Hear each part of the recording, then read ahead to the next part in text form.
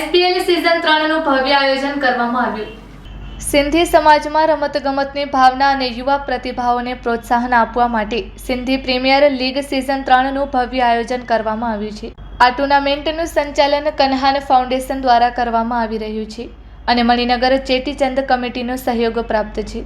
સમગ્ર tournament King Kanha cricket club Hirapur, Chowki road, Hathijan, Nainpur road, Ahmedabad ખાતે યોજાઈ રહ્યો છે।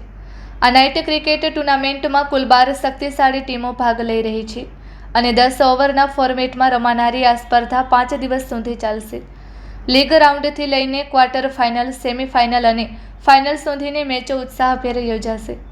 આ પ્રસંગે શહેરના રાજકીય, સામાજિક અને ધાર્મિક આગેવાનો સહિત અનેક મહાનુભાવો ઉપસ્થિત રહ્યા હતા। સ્ટેન્ડિંગ કમિટીના ચેરમેન કમલેશભાઈ પટેલની પ્રેરક ઉપસ્થિતિ રહી હતી। ઉપરાંત ગુજરાત રણજીત ટ્રોફી ક્રિકેટ ટીમના કેપ્ટન શ્રી ચિંતન ગજા અને પ્રતિભાશાળી અંડર 19 યુવા ખેલાડી કુમારી દિવ્યા વર્ધાની પણ કાર્યક્રમમાં ઉપસ્થિત રહી યુવાનોને પ્રેરણા આપી હતી। મણિનગરના સોશિયલ વર્કર શ્રી સુનિલ મુરજાણીએ જણાવ્યું હતું કે સિંધી પ્રીમિયર લીગની આ ત્રીજી સિઝનમાં કુલ 12 ટીમો ભાગ લઈ રહી છે। ટુર્નામેન્ટ દ્વારા ખેલાડીઓને પોતાની પ્રતિભા દર્શાવવાનો ઉત્તમ અવસર મળશે। ટુર્નામેન્ટના અંતે વિજેતા ટીમને આકર્ષક ટ્રોફી એનાયત કરવામાં આવશે તેમજ શ્રેષ્ઠ બેટ્સમેન, શ્રેષ્ઠ bowler, man of the match અને અન્ય વિવિધ કેટેગરીમાં ઉત્કૃષ્ટ પ્રદર્શન કરનાર ખેલાડીઓને વિશેષ એવોર્ડ આપી સન્માનિત કરવામાં આવશે। Report by Ashwin Limbachiya, Ahmedabad. ગુજરાત, અમદાવાદ અને અમારા વિસ્તાર માટે આનંદનો દિવસ છે। સિંધી સમાજ આપણે જાણીએ છીએ તેમ આઝાદીના સમયથી ભારતીયની સનાતન સંસ્કૃતિને સાચવવા માટે અનેક પ્રયત્નો કરી રહ્યું છે।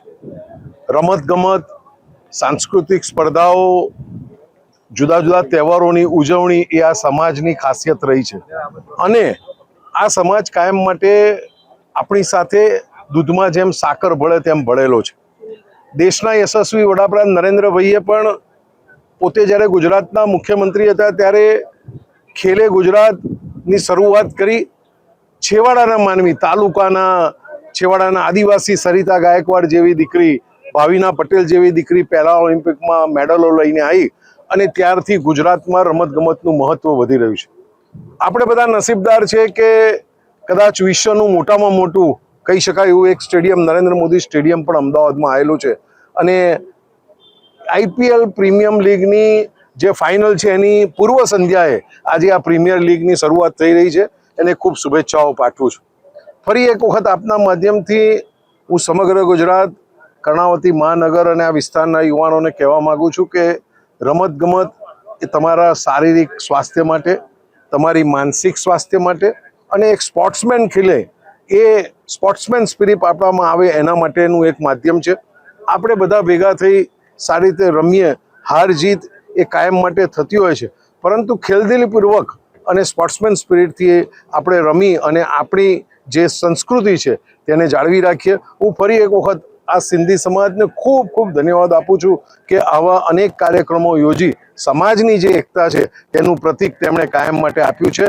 મારી ખૂબ ખૂબ શુભેચ્છાઓ આ સિંધી પ્રીમિયર લીગ। સૌથી પ્રથમ તો હું બધા જ જેટલા બી બેરર્સ છે કે જેમણે આ ટુર્નામેન્ટ યોજી છે એમને ખૂબ ખૂબ અભિનંદન આપવા માંગુ છું અને જે રીતે સિંધી સમાજ માટે એક બહુ જ સરસ ટુર્નામેન્ટનો ઓર્ગેનાઇઝ થયો છે એ બધાને જ, બધા પ્લેયર્સ, બધા જેટલા બી આ ટુર્નામેન્ટ સાથે જોડાયેલા લોકો છે એમને ખૂબ ખૂબ કોંગ્રેચ્યુલેશન્સ, અભિનંદન અને એમને બેસ્ટ ઓફ લક કે એક જે રીતના હમણાં IPL ખતમ થવાની આવે છે એ રીતના આ તમારા માટે IPL છે તો જસ્ટ આ એન્જોય કરજો અને બધા જ સ્પોર્ટ્સમેન સ્પિરિટથી રમે અને આ ટુર્નામેન્ટ એન્જોય કરે એવી મારી શુભેચ્છાઓ છે। મારું નામ સુનિલ મુરજાની, મણિનગરનો એક સોશિયલ વર્કર છું।